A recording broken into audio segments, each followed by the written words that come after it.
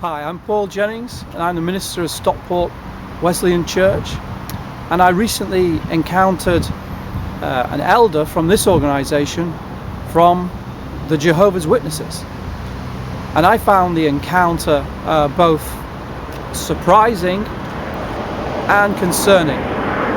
Let me tell you about what happened. I was walking down to Stockport Market, which is something I do quite often, and down at the market there, the Jehovah's Witnesses have a stall, a market stall, and they give away tracts and copies of the New World Translation of the Bible.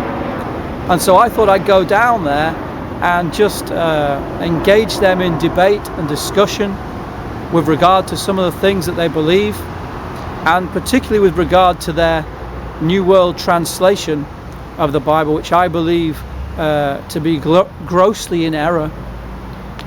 Now you might think that that's presumptuous of me, but they have a little plaque at the front of the stall there that says, "We will come and do a Bible study in your home, and we will answer your questions, and we will discuss with you," and so on.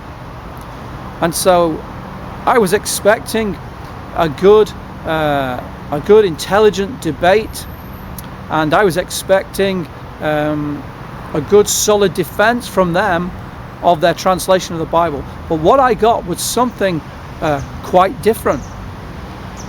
So I got to the stall, and I was just stood there, and I could hear people speaking. There was, if you can picture it, like a tarpaulin that came down, and behind there were people speaking, but I couldn't see anybody. So I just stood by the stall, and I was waiting for someone to come out. And as I was stood there, I was praying that God would give me an opportunity to speak to them. And two elderly gentlemen came up, and they were also stood by the table. And one of the elderly gentlemen pointed to the JW's Bibles and said, "Oh, I had one of those when I was in the army." So I turned to him and I said, "Was it a Jehovah's Witness Bible, or was it a King James Bible?" And he said, "Why? What's the difference?" I said, "Well, the Jehovah's Witness Bible says that Jesus isn't God, and the King James Bible says that he is God." And at this point, his friend was trying to drag him away. It seemed obvious that his friend was also a witness. And the man said, "Well, I would like to speak to you about these things a little further." So I gave him my card. I said, "Here you are. This is who I am, and this is where you can find me." And so they went.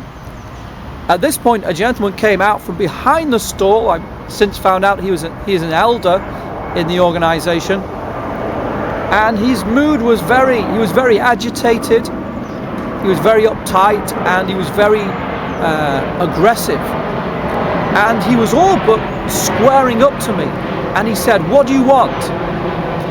I said, I'm looking at your table." He said, "Well, you've had a look now you can leave." I said, "I'm sorry, are you telling me that I've got to go?" He said, "No, I'm asking you to leave, but if you don't leave, I'm going to call security and have you removed for disrupting my stall." I said, "You can't do that." So this is Stockport Market. Is this what happens to people who disagree with your doctrines? What followed I can only describe as bizarre. He then says, "Well, if you're not going to move, I'll dismantle the whole stall." And he starts taking all the leaflets and the Bibles and packing them away. And I said, "Oh, this is just weird. I'm going to go." He said, "Anyway, we've got two tables now, so you can't be in two places at once." So I left there and I thought, well, perhaps I'll go and have a look at the other table. So I went down the hill, and sure enough, there was another table there, and there was a young man, very smart, in a suit, stood by the table. So I walked over to him, I said hello to him, and he was very polite to me, very friendly. I said, "Are you allowed to talk about these things?" I said, pointing to the things that were on the table. "Oh yes," he said. So I said, can you tell me why the JWs don't believe that Jesus is God? He said, oh, well, that's what the Bible says. I said, really? So I was about to enter into discussion with him, and who should appear but the same elder again. And again, the same bizarre behavior. We don't discuss. We don't debate.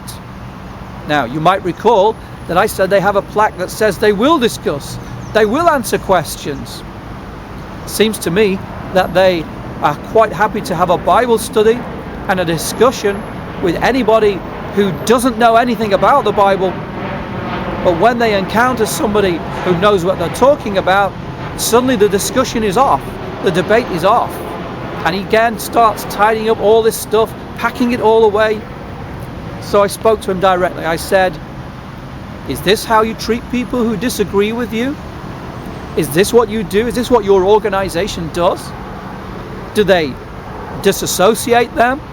Again, he wouldn't answer me. He just kept saying, you know about our organization, you know about us, you know what we believe. I said, do you have them followed? Do you have them shadowed and watched? Just like the Scientologists do? I said, is that what this is?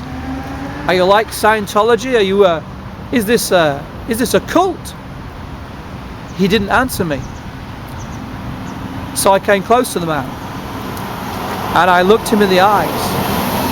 I said, is it a cult?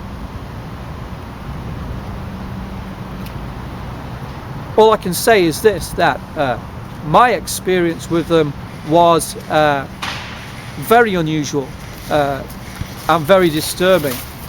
And if anybody is involved in this organization, I would say, think to yourselves, is this a cult? Is that what this is?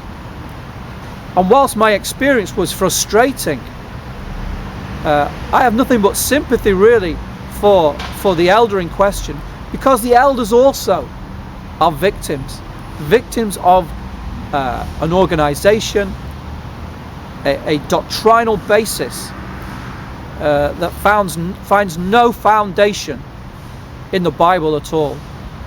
And if this really is a cult, then I'm sure you're aware the seriousness of the implications of that.